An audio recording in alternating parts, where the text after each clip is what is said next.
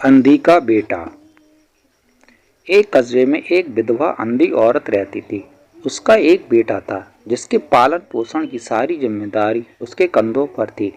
वह अपने बेटे को पढ़ा लिखाकर एक बहुत बड़ा आदमी बनाना चाहती थी, इसलिए उसने उसका दाखिला कस्बे के सबसे अच्छे स्कूल में किया। वह दिन रात मेहनत करती ताकि बेटे की स्कूल की फीस दे सके। लड़के के स्कूल के बच्चे उसकी माँ के बारे में जानते थे। वे सब उसे अंधी का बेटा कहकर चढ़ाते थे। लड़का इससे बहुत परेशान था। उसे अपनी माँ पर शर्म आने लगी थी। वह उसके साथ कहीं भी आने जाने से कतराने लगा था। जब लड़का बड़ा हुआ तो उसकी शहर में अच्छी नौकरी लग गई। उसने अपनी माँ से वादा किया कि शहर में मकान लेकर वह उसे लेने आएगा, लेकिन वह शहर गया तो फिर लौटकर वापस नहीं आया। उसकी अंधी माँ उसका इंतजार करती रह गई। कई महीने बीत गए, लड़के की कोई खबर नहीं आई। कई महीने बीत गए, लड़की कोई खबर नहीं आई। अंधी एक दिन उससे नहीं रहा और बेटे से मिलने पहुंच गई। पूछते पूछते वह बेटे को रोक दिया। अंधी औरत ने अपने बेटे का नाम बताया। बोली कि उससे जाकर कह दो कि गांव से कोई मिलने आया है।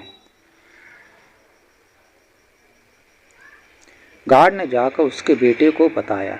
बेटे ने ऑफिस की खिड़की से देखा तो उसे अपनी माँ गेट के बाहर खड़ी नजर आई। वह ऑफिस में सबके सामने अपनी माँ की वजह से शर्मिंदा नहीं होना चाहता था। उसने कहला दिया कि वह ऑफिस में नहीं है। अंधी औरत वहां से चली गई। शाम को वह लड़का ऑफिस से घर जाने के लिए निकला। रास्ते में एक जगह काफी भीड़ जमा थी। वह अपनी गाड़ी रोककर भीड़ के पास पहुंचा तो बीच सड़क में अपनी माँ को मरा पाया। उसके हाथ में एक चिट्ठी थी जिसमें लिखा था, बेटा, बड़े दिन हो गए थे, तेरी कोई खबर नहीं मिल रही, चिंता हो रही थी, इसलिए तुझसे मिलने चली आई।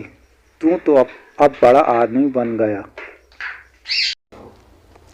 तुझसे मिलना अब शायद मुझ गरीब की किस्मत में नहीं, लेकिन मैं बहुत खुश हूँ तेरे लिए।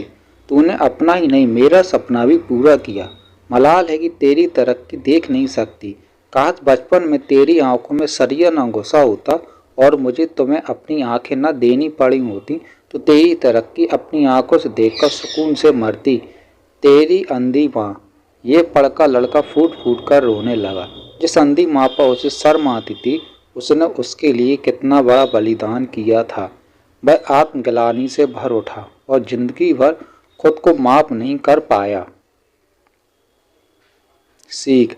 दोस्तों, माता पिता अपने बच्चों के लिए अपना सर्वस्व निछावर कर देते हैं। उनका हमेशा सम्मान करना चाहिए।